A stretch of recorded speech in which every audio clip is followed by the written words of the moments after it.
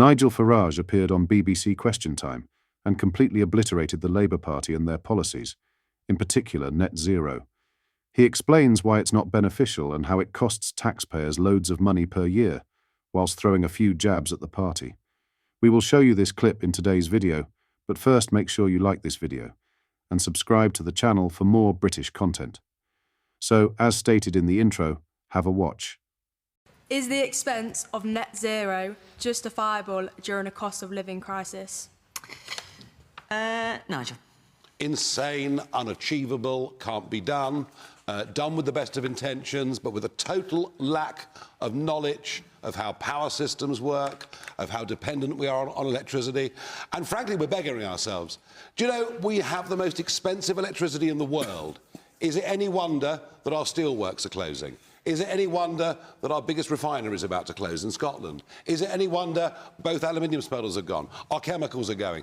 We are closing down. There is an industrial manufacturing, literally, catastrophe going on because of our net zero policies.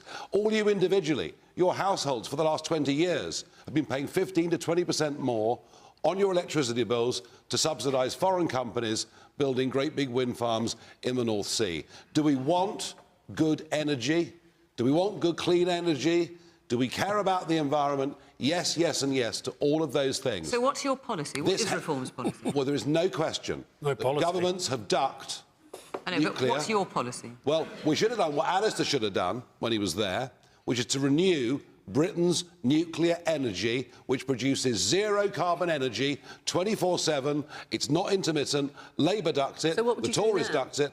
And now we have the beauty of small modular reactors, not those old monsters we were building in the 50s and 60s.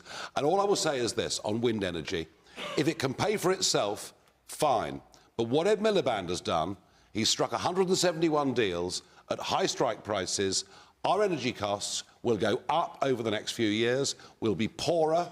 It's why the milestones that were set this morning won't be reached. And I think net zero is going to be an absolute catastrophe electorally for Labour. So were you in government, which I know is what you want to be, at the moment both Labour and the Conservatives are committed to net zero by 2050. Impossible. So you would ditch that? I would say that if renewable energy is to work, it should not be subsidised by a penny of these people's money. And I would say we need to be self-sufficient. We will be using even the most fanatical of people around the climate accept we'll be using oil and gas still in 2050. Let us produce our own oil, our own gas, make our own steel, produce all of our own goods. If that means our carbon emissions as a country go up, actually, the carbon emissions of where it's now being produced in India will go down. Let's have a common sense, grown-up approach to this and stop making people poorer. Simple as that. What are your thoughts on this? Let me know down in the comments section below. Make sure you like this video and subscribe to the channel for more Westminster content. Thank you. Take care. Goodbye.